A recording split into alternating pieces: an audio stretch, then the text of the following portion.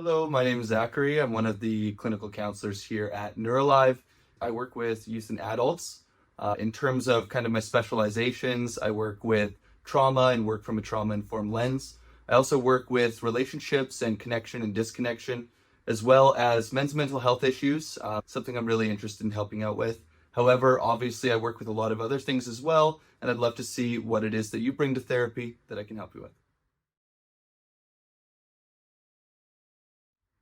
I remember growing up and, at various times just feeling like the weight of these expectations on what I'm expected to do, how much money I'm supposed to make, the level of fitness I'm supposed to achieve, the way that I treat my friends, and relationships, partners. All of these things, these expectations weighed on me for a long time. And I felt very alone in that process. I didn't know how to talk about what I was feeling. I didn't know what was expected of me to feel or how I was supposed to talk about that. And over time, I learned how, but that was a difficult process. And I don't want men to feel like they have to go through that alone. I think the expectation of being a man and dealing with it yourself is something that society has set out and told us is how we're supposed to do it. And I don't want you to feel like that has to be you. I think when society's been pushing us in a certain way to not show vulnerabilities, it can feel as a weakness.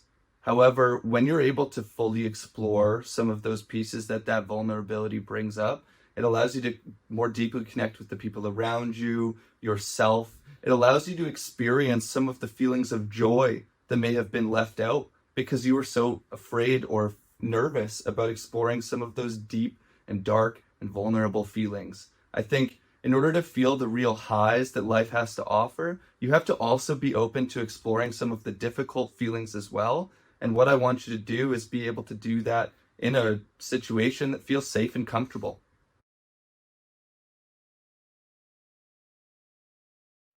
Yeah, I think in our world, there's so many messages coming at us from our parents, from friends, from media, from, well, especially social media now that are telling us what we need to act like and who we need to be and how we need to express things. And it can feel really overwhelming to try to step outside of that.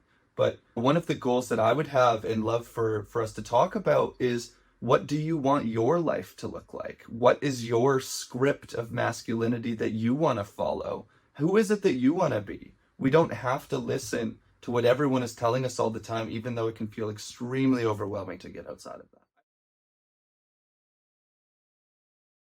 I think getting started in this process of exploring where some of these messages come from, what ones we want to take with us and hold kind of in our hearts, and what ones we want to let go of can be really difficult.